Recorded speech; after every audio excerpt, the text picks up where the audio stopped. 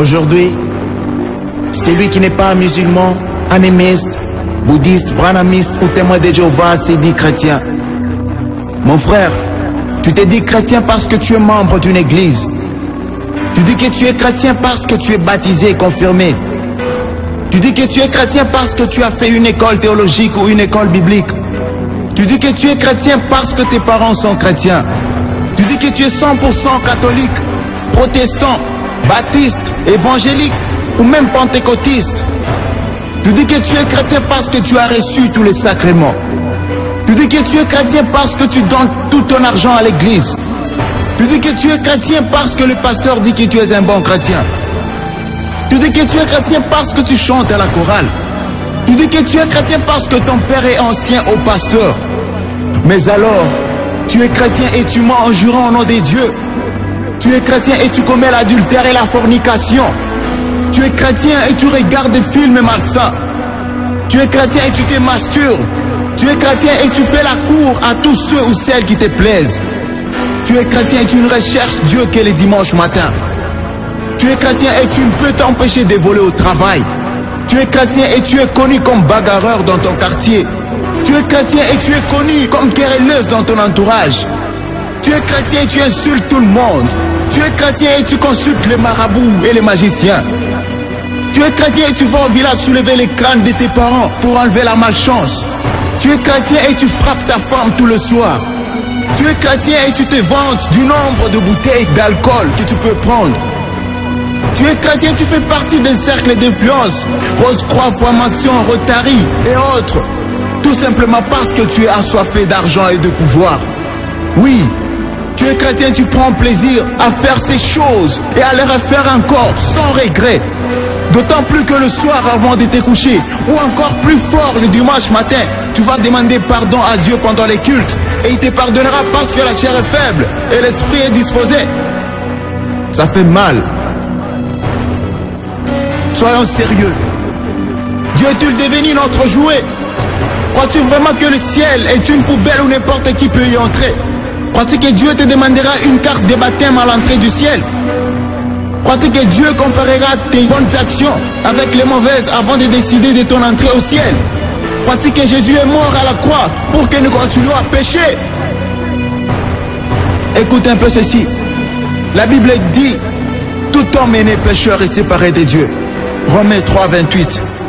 La Bible affirme que Dieu est saint et a en horreur le péché et que le salaire du péché c'est la mort. Romains 6, 23. Elle déclare encore que nous sommes sauvés de l'enfer par pure grâce, au moyen de la foi et non par nos œuvres, afin que nul ne prenne la gloire de Dieu. Ephésiens 2, 8. Cela peut dire que, quelle que soit ta bonne conduite, ta morale, ta philosophie, ta vie, pour Dieu tu es mort. La Bible dit encore que quiconque demeure en Dieu ne pêche plus. Quiconque pêche ne l'a pas vu et ne l'a pas connu. 1 Jean 3, 6. Au verset 10 du même chapitre 3 de l'épître de 1 Jean, il est écrit que quiconque est né de Dieu ne pratique pas le péché, parce que la sémence de Dieu demeure en lui. Il ne peut pécher parce qu'il est né de Dieu. Lorsqu'on parle de pratique, on parle de quelque chose qu'on a l'habitude de faire, ou alors qu'on fait au quotidien. Cela dit ce passage. Ce passage nous dit clairement que le péché n'est plus une option pour ceux qui sont des dieux. En d'autres termes, ceux qui sont nés de Dieu ne se plaisent plus du péché.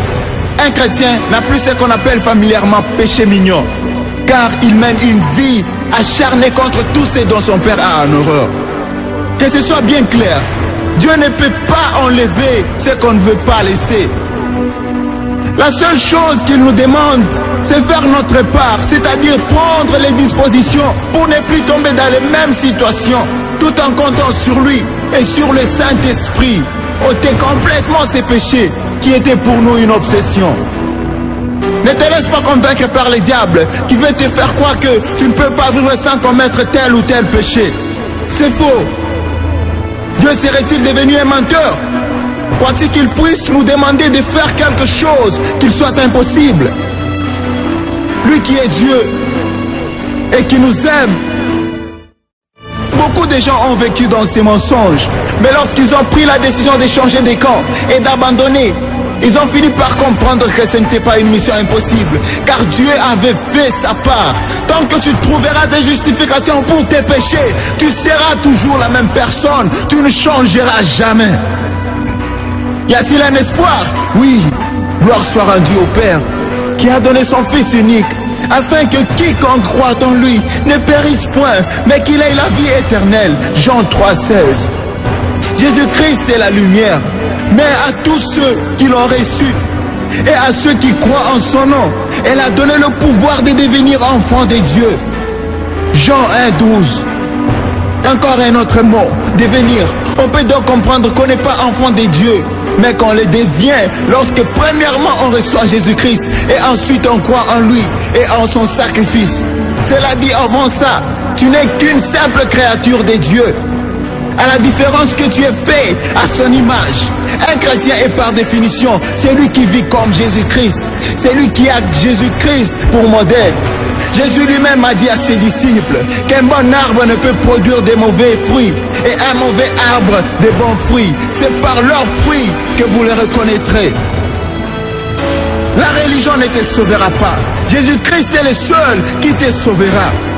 Si tu veux devenir un vrai enfant de Dieu et un véritable chrétien, voici trois démarches à suivre. 1. Confesse tous tes péchés à Dieu, en lui disant que tu regrettes de les avoir commis. 2. Demande à Jésus-Christ de venir habiter dans ton cœur et dis-lui que tu acceptes de faire de lui ton sauveur, ton Seigneur, selon qu'il dit lui-même dans Apocalypse 3,20. Voici, je me tiens à la porte et je frappe. Si quelqu'un entend ma voix et ouvre la porte, j'entrerai chez lui, je souperai avec lui et lui avec moi. 3. Répands-toi de tes mauvaises voies en changeant de conduite.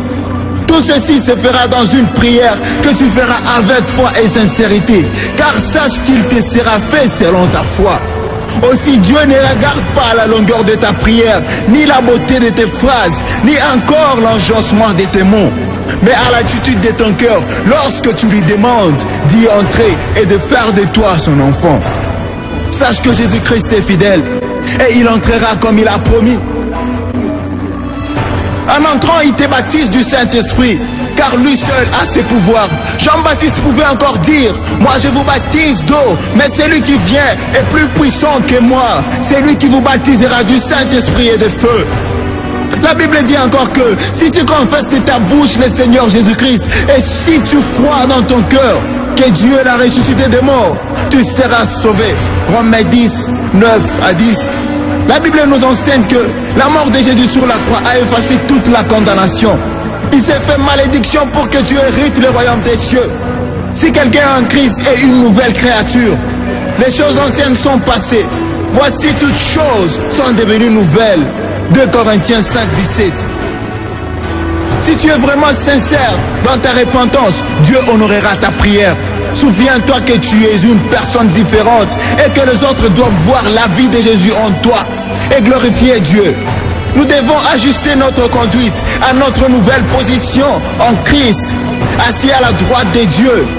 Nous sommes tombés d'accord avec Dieu en ceci, quand nous s'il y a des mises à mort et des renoncements à effectuer, pour que notre caractère et notre comportement se calquent sur ce que nous sommes.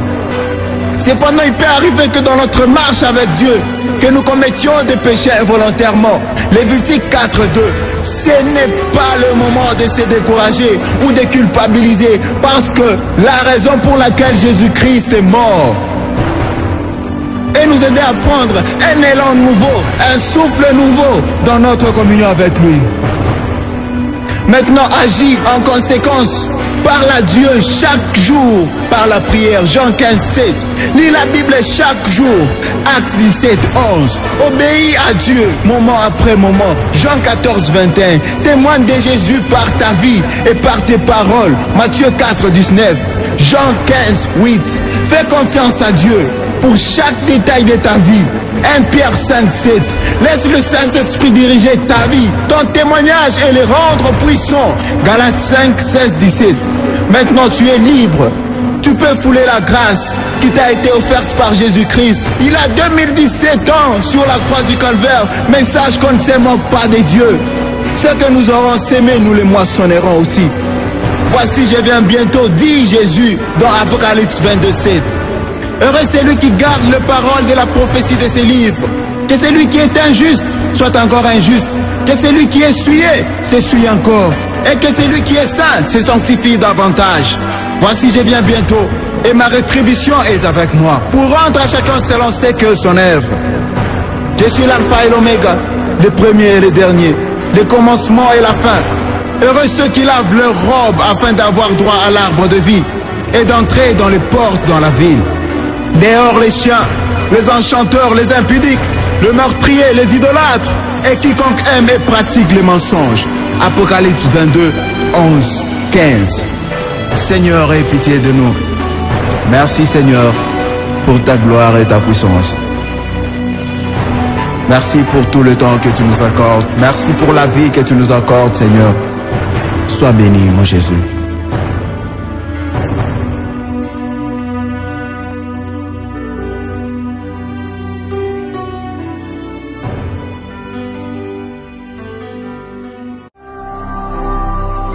Ne manquez pas de vous abonner à notre chaîne YouTube Jésus-Christ TV, en cliquant sur le bouton s'abonner, juste au bas de la fenêtre de cette vidéo. Ainsi, vous recevrez automatiquement nos nouvelles vidéos, et vous ne raterez aucune. Vous connaîtrez la vérité, et la vérité vous affranchira. Jean 8, 32.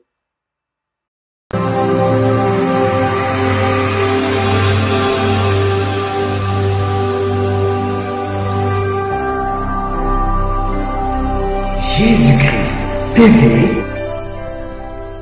vous connaîtrez la vérité et la vérité vous affranchira.